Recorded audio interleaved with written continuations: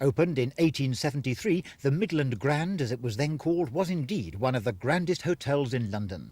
Designed by the famous Victorian architect Sir George Gilbert Scott, it was the very essence of 19th century luxury and opulence.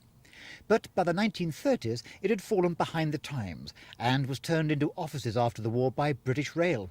It's been empty now for the past 4 years, but a firm of developers are now finalising a £50 million plan to refurbish the entire building and turn it back again into a hotel.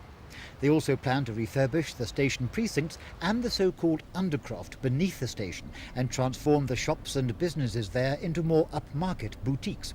It's this part of the plan that worries many of the traders here. I want a deal which we can function by, which we can all survive. I don't want to take a gamble with my life savings and find it's going to fail miserably. Where am I? The developers are happy, they'll find another tenant. Another unsuspecting twit will walk into it, but it won't do. We want security. But the developers say they're sympathetic to the traders' plight. We're making great efforts to work with them, and of course some of them will be back in the scheme, which we're very pleased about. But you have no plans to help them find somewhere else to live? They'll just have to go and find... Oh yes, of course we'll help them. I mean, they know that. And we're talking to them over the next few months as we have been over the past 6. So they might have a role to play in the New St Pancras as well as all the additional shops and industries and little craft shops you want to bring in? Some of them will fit in here very well.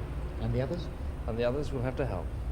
What will this redevelopment do for this part of London in general, but for for the St Pancras Hotel in particular?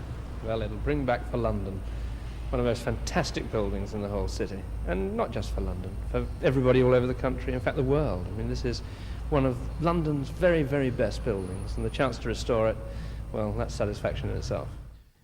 And when they've finished in some 2.5 years' time, Speyhawk say that the new St Pancras will have its cinemas, brasseries, shops and a Glaston Winter Gardens, but will also have the old, high Victorian splendour of its structure preserved, which, derelict though it now is still to be seen under the dirt and grime.